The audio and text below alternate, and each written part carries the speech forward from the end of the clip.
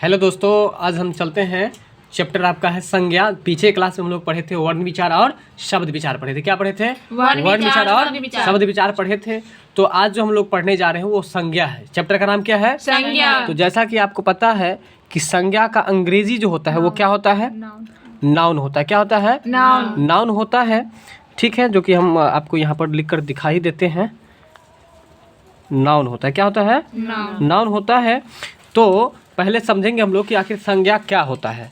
तो आपको पता होगा, बचपन से ही पढ़ते आ रहे होंगे कि किसी व्यक्ति, वस्तु या स्थान के नाम को हम लोग क्या कहते हैं? संज्ञा कहते हैं। अगर आपको देखिए, ये परिभाषा भले ही हम पीछे से रटते आ रहे हैं ये परिभाषा, लेकिन हमको यदि इसका उदाहरण पूछ दे तो हम लोग फंस जाते हैं। जैसे कि आप बताइए, संज्ञा का 10 गो उदाहरण दीजिए। स्थान आदमी हो गया, स्थान का नाम जैसे कपिलेश्वर हो गया, स्थान का नाम ही है ना। आप उदाहरण दीजिए, हमको समझाइए मत। उदाहरण केवल आपसे पूछ रहे हैं 10 को, फटाफट उदाहरण दीजिए। टेबल बुक नहीं हो रहा है ना, इसीलिए आज आपको जो ट्रिक बताने जा रहे हैं हम, ये बहुत ही आपको हॉट ट्रिक है, तुरंत समझ में आ जाएगा। तो देखिए, साधारण अर्थ में एक ही बात समझिए। यदि परिभाषा में पूछेगा तो आप ये लिख सकते हैं और कहीं बोल भी सकते हैं कि किसी नाम को संज्ञा कहते हैं। अगर ये चीज़ समझ में नहीं आए तो ये भी बोल सकते हैं कि अपने आँख से हम जो चीज़ देखते हैं वो सब क्या है? संज्ञा। अब बताइए कि आप अपने आँख से क्या सब देखते हैं, फटाफट से बताइए। अपने आँख से टेबल, बेंच, बोतल या गाय भैंस सब देखते हैं। गाय, भैंस, बकरी, किताब, कलम, है कि नहीं? लड़का, लड़की, ये सब कुछ हम लोग देख रहे हैं। तो वही बात है, ये बताने का आपको समझ में आ गया। आप अपनी आंखों से जो कुछ भी देखते हैं वो सब क्या है? संज्ञा है। ठीक है, इससे पहले जो हम लोग पढ़ते थे, क्या पढ़ते थे? किसी व्यक्ति, वस्तु, स्थान या भाव के नाम को ही हम लोग संज्ञा कहते हैं। ठीक है, तो जैसे कि बताइए, राम नाम का कोई व्यक्ति है, क्या वो संज्ञा है? है। बिल्कुल है। ब्राह्मण संज्ञा है ना? पश्चिम संज्ञा है। कैसे संज्ञा है? क्योंकि ये भी किसी चीज का नाम है। और किसका नाम है? दिशा का नाम है। ठीक है, सागर, सागर मतलब समुद्र है। बात समझ में आ रहा है? तो किसी भी नाम को संज्ञा कहते हैं, जिसका नाम है वो सब सभी कुछ क्या है? संज्ञा। आप अपनी आंखों से जो कुछ भी देख रहे हैं वो सब क्या है? संज्ञा है। तो अब आगे हम लोग चलें, इस चीज़ को याद रखिएगा। किसी भी व्यक्ति, वस्तु, स्थान या भाव के नाम को ही हम लोग क्या कहते हैं? संज्ञा कहते हैं। ये परीक्षा के दृष्टि से अति महत्वपूर्ण है। हम बैक क्लास में ही बताए थे, जो अंडरलाइन करते हैं वो आपको बहुत ही महत्वपूर्ण होता है। अब यहाँ पर देखते हैं, हम लोग भेद के बारे में पढ़ते हैं। संज्ञा के भेद कितने हैं और कैसे हैं हम लोग जानते हैं। संज्ञा के जो है वो 3 भेद के बारे में अभी हम लोग पढ़ेंगे। यहाँ 3 भेद आप लोग देख रहे हैं। फिर इसके बाद हम 2 अगला क्या है उस पर भी चर्चा करेंगे। संज्ञा के आपको 5 भेद होते हैं। कितने भेद होते हैं? 5 भेद होते हैं। तो देखते हैं हम लोग चलेंगे कि पहला होता है व्यक्तिवाचक संज्ञा। क्या होता है? व्यक्तिवाचक संज्ञा। दूसरा होता है जातिवाचक संज्ञा। दूसरा क्या होता है? जातिवाचक संज्ञा। और तीसरा है आपको भाववाचक संज्ञा। बोलिए, भाववाचक संज्ञा। चौथा है आपको समूहवाचक संज्ञा। चौथा क्या है? समूहवाचक संज्ञा है। और इसके बाद जो है वो क्या है? तो द्रव्यवाचक संज्ञा है। बात समझ में आ रहा है? क्या है? द्रव्यवाचक संज्ञा है। ठीक है, तो सबसे पहले हम लोग जानेंगे आपको व्यक्तिवाचक संज्ञा के बारे में। व्यक्तिवाचक संज्ञा मतलब क्या हुआ, समझिए। देखिए, लिखा है कि जिस शब्द से किसी निश्चित प्राणी, व्यक्ति, वस्तु या स्थान के नाम का बोध हो तो उसे हम लोग व्यक्तिवाचक संज्ञा कहते हैं। मतलब व्यक्तिवाचक मतलब समझ लीजिए, जिससे किसी निश्चित प्राणी का बोध हो। निश्चित प्राणी का बोध हो कैसे? देखिए अभी बताते हैं। हम बोलेंगे आदमी। क्या बोले? आदमी। जैसे सभी आदमी का बोध है। आदमी में तो सभी लोग आ गए ना। कोई निश्चित आदमी का बोध हो रहा है कि कौन सा आदमी? अगर हम बोल देंगे महात्मा गांधी, हाँ, तो निश्चित का आदमी, तो खास निश्चित का बोध हो रहा है कि कोई ना कोई खास व्यक्ति का बोध हो रहा है। जब किसी खास, मतलब समझिए ना कि जब हम किसी चीज का नाम ले लेंगे ना, क्या बोले? नाम ले लेंगे। जैसे कि आप एक कुत्ता को खरीद के लाते हैं, जब तक आप नहीं खरीदे थे, घर से बाहर था, तो उसको आप क्या बोलते हैं? कुत्ता। अगर घर पे लाते हैं तो उसका नाम रख देते हैं आप टॉमी या पुसी, शेरू, कुछ भी रख देते हैं आप। तो जब नाम रख दिए तो कौन संज्ञा हो गया? व्यक्तिवाचक। जिस समय नाम नहीं था तो कौन? जातिवाचक। बात समझ में आ रहा ना? अगर हम कुत्ता बोलेंगे तो संसार का जितना कुत्ता है सब कुछ आ जाएगा, यानी कि ये जातिवाचक संज्ञा होगा। अगर कुत्ता का नाम बोलेंगे हम लोग तो हो गया आपको व्यक्तिवाचक संज्ञा। अगर हम किसी व्यक्ति का नाम लेते हैं, किसी का नाम श्याम है, हम लोग उसका नाम ले लिए श्याम, तो व्यक्तिवाचक। हम बोलेंगे ए लड़का, तो लड़का का जातिवाचक। तो पूरी जाति का बोध हो रहा है ना, इसलिए यहाँ पर हो जाएगा आपको जातिवाचक। तो क्लियर हुआ? तो व्यक्तिवाचक किसे कहेंगे? जिस संज्ञा से किसी खास व्यक्ति का चाहे किसी खास वस्तु का या किसी खास स्थान का बोध हो, उसे ही हम लोग कहते हैं व्यक्तिवाचक संज्ञा। हम बोलेंगे कि आप किस गांव में रहते हैं, तो बोलेगा कि हम भाई बिहार के किसी गांव में रहते हैं। भाई बताइए, बिहार के किसी गांव में रहते हैं, क्या किसी निश्चित गांव का नाम पता चला? नहीं पता चला, तो इसका मतलब है कि यह व्यक्तिवाचक संज्ञा नहीं है। अगर गांव का नाम बोल दे कि हाँ हम मोहनपुर से हैं, तो मोहनपुर किसी खास जगह का नाम हो गया ना। तो जब किसी चीज का नाम ले लेंगे, चाहे किसी व्यक्ति का नाम ले लेंगे, किसी वस्तु का नाम ले लेंगे, किसी जगह का नाम ले लेंगे, तो वो हो जाएगा आपको व्यक्तिवाचक संज्ञा। किसी गांव का नाम लेंगे, किसी शहर का नाम ले लेंगे, ये सब क्या हो जाएगा? व्यक्तिवाचक संज्ञा। बात क्लियर हुआ कि नहीं हुआ? ठीक है। अब जैसे कि यहाँ पर देख लीजिए, उदाहरण में लिखा है, जैसे कि लाल किला है, अंग्रेजी में इसको हम लोग बोलते हैं रेड फोर्ट। क्या बोलते हैं? Red fort. जैसे कि देखिए यहाँ पर ताजमहल है, ठीक है। इसके बाद है अमेरिका है, तो देखिए अमेरिका किसी शहर का नाम है कि नहीं है? अच्छा, भारत देखिए किसी देश का नाम है। तो अगर हम सीधे देश बोलेंगे तो क्या वो व्यक्तिवाचक होगा? लेकिन उस देश में हम लोग किसी खास एक का नाम लिए तो निश्चित हो गया कि फलाना देश है। रामायण किसी खास महाकाव्य का नाम ले रहे हैं, अगर हम लोग सीधे बोलेंगे महाकाव्य, हम लोग बोलेंगे किताब, क्या ये व्यक्तिवाचक है? नहीं है। लेकिन हम बोलेंगे मनोहर पोथी, तो व्यक्तिवाचक, क्योंकि उस किताब का नाम है मनोहर पोथी। Good English, व्यक्तिवाचक।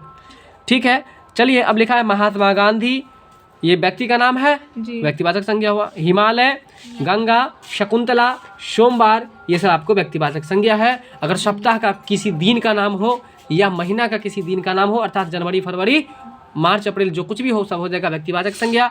इसके बाद आ जाइए, आपको सप्ताह का नाम सोमवार, मंगलवार, ये सब क्या हो जाएगा? व्यक्तिवाचक संज्ञा। कोई दिशा का नाम होगा तब व्यक्तिवाचक।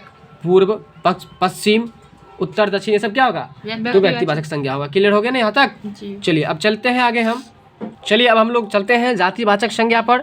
जातिवाचक का कॉन्सेप्ट आप पीछे अभी जो व्यक्तिवाचक बताए वहीं पर समझ गए, यानी कि जिस संज्ञा से पूरी जाति का बोध हो। जैसे हम लोग बोले कुत्ता, तो कुत्ता बोलने से पूरी दुनिया का कुत्ता का बोध होता है। जैसे बोलेंगे हम आदमी, आदमी बोलने से पूरा आदमी का बोध होता है। हम लोग बोलेंगे प्रधानमंत्री, हम लोग बोलेंगे शिक्षक, पूरे शिक्षक का बोध हो रहा है। लेकिन उस शिक्षक में किसी खास का नाम ले लेंगे तो वो हो जाएगा आपको व्यक्तिवाचक। जब शिक्षक बोलते हैं तो पूरा जाति का बोध होता है, इसलिए जब पूरी जाति का बोध हो, संपूर्ण जाति का बोध हो, उसे हम लोग जातिवाचक संज्ञा कहेंगे। ठीक है, जिस शब्द से किसी संपूर्ण जाति का बोध हो तो ऐसी जातियों का नाम बताने वाले शब्द को ही हम लोग आपको जातिवाचक संज्ञा कहते हैं। ये क्लियर हो गया। अब जैसे कि देखिए नदी, बताइए कौन सा संज्ञा होगा? नदी व्यक्तिवाचक। आगे चले हम लोग, तो हम आपको बता रहे थे, क्या बता रहे थे? जब नदी बोले तो किसी खास नदी का नाम पता चल रहा है? नहीं। इसका मतलब वो व्यक्तिवाचक नहीं है। हम एक ही ट्रिक है, यदि नाम हो किसी चीज का तो व्यक्तिवाचक, नाम नहीं हो, जब पूरी जाति का बोध हो तो उसको हम लोग क्या कहेंगे? जातिवाचक कहेंगे। जैसे नदी में अगर हम गंगा नदी बोल दे, व्यक्तिवाचक होगा ना। जैसे सीधे नदी बोले, जातिवाचक। बात समझ रहे हैं कि नहीं? अच्छा अब आ जाइए, अगर हम बोलते हैं नगर, क्या बोलते हैं? नगर। हम बोलते हैं शहर, पूरी जाति का बोध हो रहा है। हम बोलेंगे राज्य, पूरे राज्य का बोध हो रहा है। हम बोलेंगे झारखंड, व्यक्तिवाचक। किसी खास एक है इसलिए व्यक्तिवाचक संज्ञा होंगे। ठीक है, देखिए अब है पर्वत, अगर हम बोलेंगे किलिमंजारो पर्वत, माउंट एवरेस्ट पर्वत, तो व्यक्तिवाचक। सीधे पर्वत बोल दिए तो जातिवाचक। क्लियर है पूरी? ठीक है। लड़का, तो लड़का में बहुत सारे लड़का है ना, पूरी दुनिया का लड़का हो गया ना। लड़की, नर, भैंस, गाड़ी, चिड़िया, सेना, पुस्तकालय, ये आपको स्पष्ट, ये स्पष्ट नहीं है कि कौन सा चिड़िया, तोता है कि मैना है कि कौवा है या चील है, जो कुछ भी है वो क्लियर नहीं है। तो ये पूरी जाति का बोध, क्योंकि चिड़िया बोलने से पूरी दुनिया में जितने भी चिड़िया है सब उसमें आ जाता है ना। बात समझ में आ रहा है कि नहीं आ रहा है? तो ये हो गया आपको जातिवाचक संज्ञा। फिर आगे जो अब हम लोग पढ़ेंगे वो है आपको भाववाचक संज्ञा। देखिए भाववाचक भी बड़ी आसान है। भाववाचक मतलब फीलिंग से समझने वाला जो बात आए तो वहाँ पर आप भाववाचक संज्ञा मारिएगा। जैसे कि आप बोले कि आज लगता है कि बहुत गर्मी है, तो ये आप कैसे समझते हैं? फीलिंग से समझते हैं, वातावरण के टेम्परेचर से समझते हैं। लगता है कि आज बारिश होगी, धुंधला मौसम है, अंधेरा है। बात समझ में आ रहा है कि नहीं? चले आगे अब हम लोग।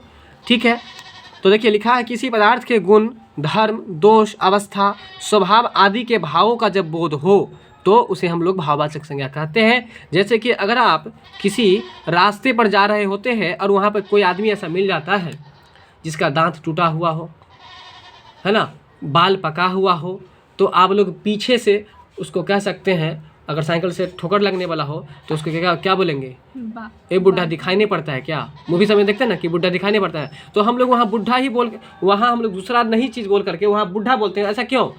क्योंकि हम लोग उसके गुण से, उसके स्वभाव से हम लोग जानते हैं। बात समझ में आ रहा है कि लगता है कि यह इनका बाल पका हुआ है, लगता है कि ये बूढ़ा है। बात समझ में आ रहा है? तो यही जब फीलिंग से समझ में आ जाए तो समझिए वो भाववाचक संज्ञा होगा।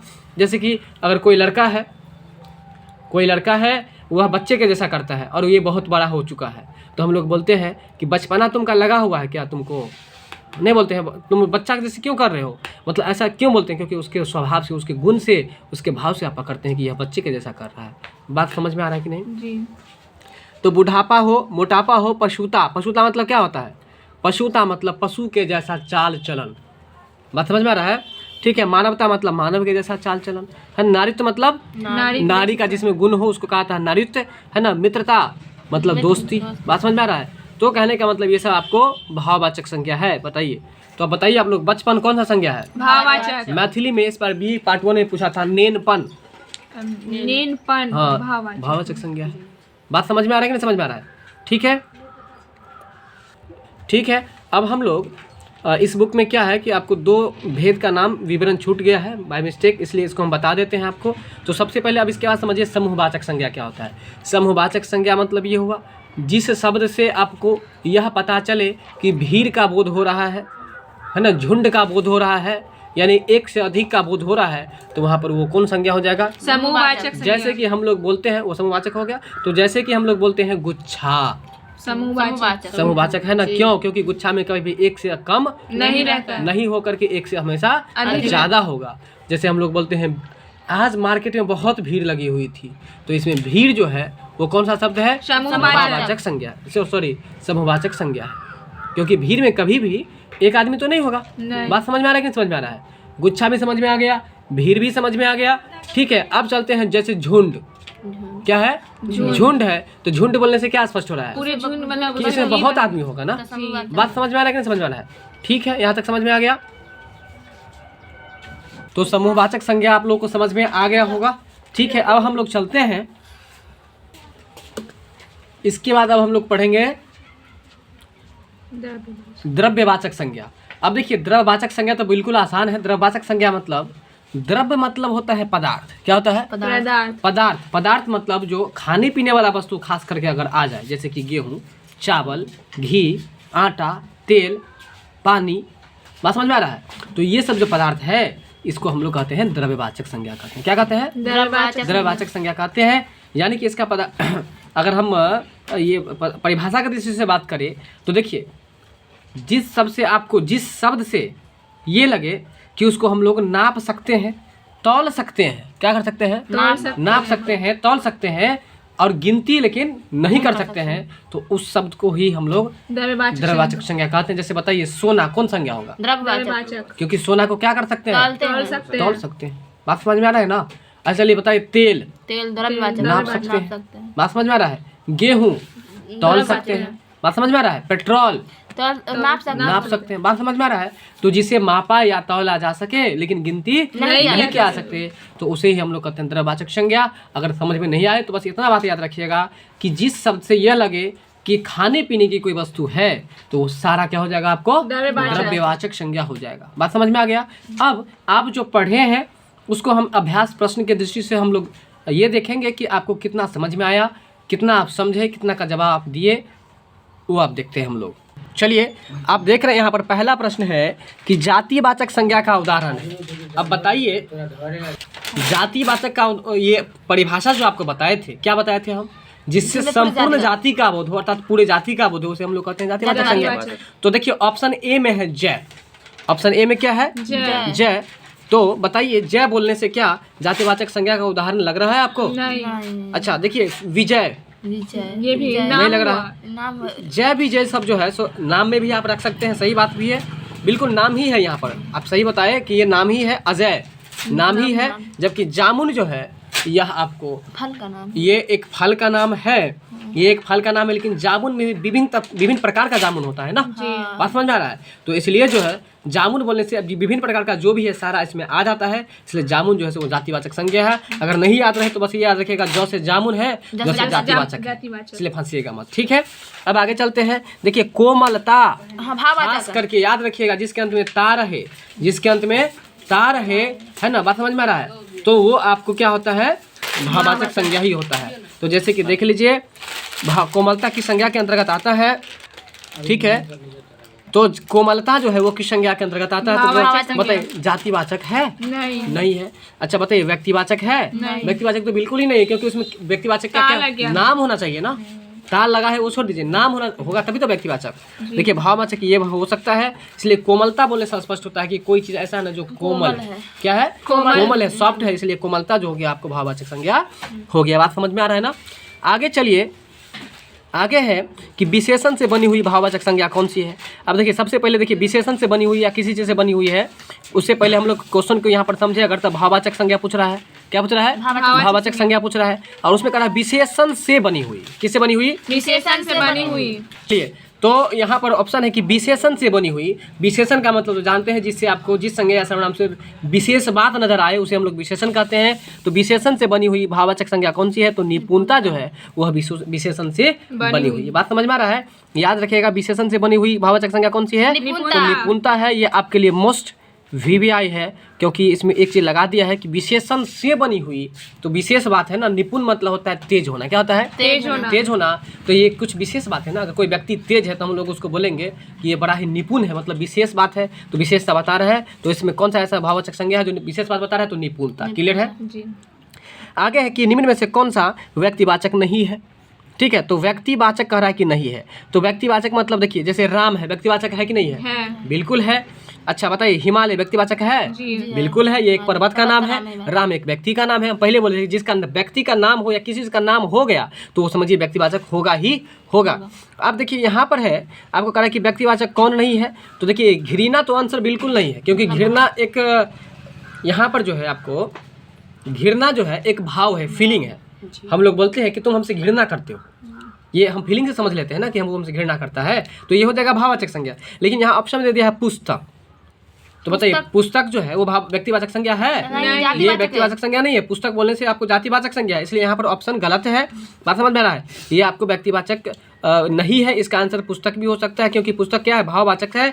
और घृणा जो है ये, सॉरी, पुस्तक जो है ये जातिवाचक है, जबकि घृणा जो है ये क्या है? भाववाचक है। इसलिए इसका ऑप्शन गलत है।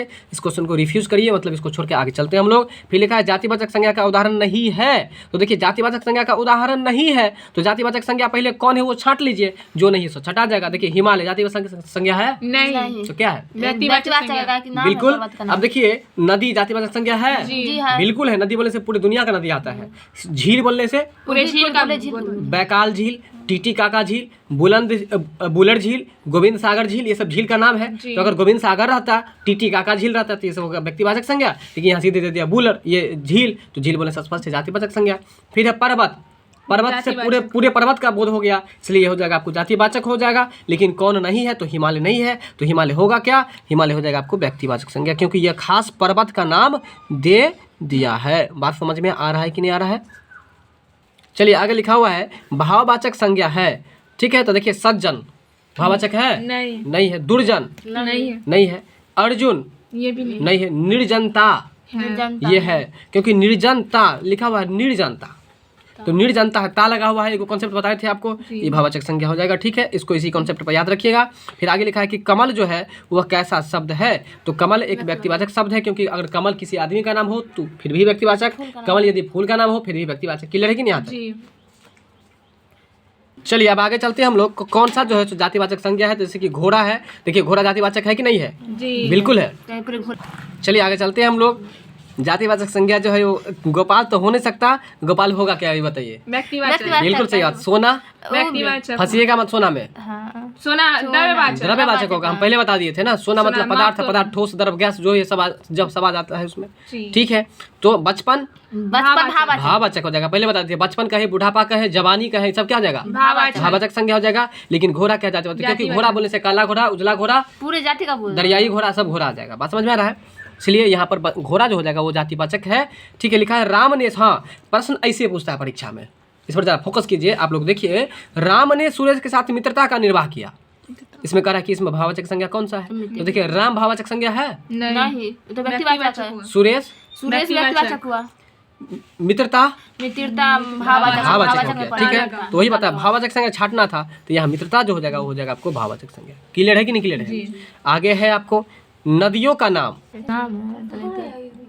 नदियों का नाम किस संज्ञा के अंतर्गत आता है? तो नदियों का जो नाम है वो आपको व्यक्ति नाम बोल दिया है ना जी। नदियों का नाम बोल दिया है तो 100% व्यक्तिवाचक होगा। क्लियर है कि नहीं? जैसे नाम बोले तो व्यक्तिवाचक। नम्रता, ता लगा हुआ है, भाववाचक। जब ये ता लगा रहे तो इसका आंसर दे दीजिए आप भाववाचक, आंखों को बंद करके। क्लियर है? फिर आगे है कि आप किस प्रकार की संज्ञा का उदाहरण है? तो आप जो है वो निजवाचक है। ठीक है, जैसे कि हम बोलते हैं कि आप क्या करते हैं, आप तो आप क्या करते हैं मतलब किसी खास आदमी का, निजी आदमी का बोध हो रहा है। यह मोबाइल आपका है, यह फ़ोन आपका है, यह किताब आपका है, तो ये निजी आदमी का बोध हो रहा है ना। चलिए याद रखिए कि आप क्या है, तो निजवाचक संज्ञा का उदाहरण है। किसका उदाहरण है? निजवाचक संज्ञा का उदाहरण। निजवाचक संज्ञा का। हालांकि ये थोड़ा क्वेश्चन गलत दे दिया है, निजवाचक संज्ञा थोड़ी ना होता है, सर्वनाम होता है। तो ये संज्ञा को काट करके यहाँ पर सर्वनाम कर दीजिए आप लोग। बात को समझ में आया? निजवाचक सर्वनाम का ये उदाहरण है। बात समझ में आ रहा है? तो एक बार फटाफट से बताइए आप लोग कि संज्ञा की कितने भेद होते हैं? 5। कौन कौन से भेद होते हैं? व्यक्तिवाचक, भाववाचक, द्रव्यवाचक, द्रव्यवाचक, व्यक्तिवाचक, जातिवाचक, भाववाचक, समूहवाचक और द्रव्यवाचक। द्रव्यवाचक। व्यक्तिवाचक में किसी खास आदमी का नाम होगा, किसी व्यक्ति का नाम होगा, किसी वस्तु का नाम होगा, किसी स्थान का नाम होगा या किसी भी चीज का नाम होगा तो व्यक्तिवाचक। इसके बाद चले हम, जब पूरी जाति का बोध हो तो जातिवाचक। जातिवाचक, एक से अधिक व्यक्तियों या वस्तुओं या स्थानों का बोध हो तो समूहवाचक हो जाएगा। अगर मान के चलिए कि कोई खाने वाला पदार्थ हो या ठोस द्रव गैस कुछ भी हो, ठोस द्रव गैस कुछ भी हो, ठोस में जैसे सोना द्रववाचक, पानी द्रव्यवाचक, द्रव है, द्रववाचक हो गया। अच्छा, इसके बाद गैस भी ले लीजिए, तो गैस ले लीजिए LPG गैस जो आप खाना बनाते हैं, मीथेन गैस। बात समझ में आ रहा है? ऑक्सीजन गैस, सब द्रववाचक हो जाएगा। बात समझ में आ रहा है? ठोस द्रव गैस जो भी होगा सब हो जाएगा आपको द्रववाचक संज्ञा हो जाएगा। ठीक है, बात समझ में आ गया? तो कितना सही हुआ आपको ये कमेंट्स करके मुझे जरूर बताइएगा। मिलते हैं हम लोग नेक्स्ट वीडियो में, तब तक के लिए धन्यवाद।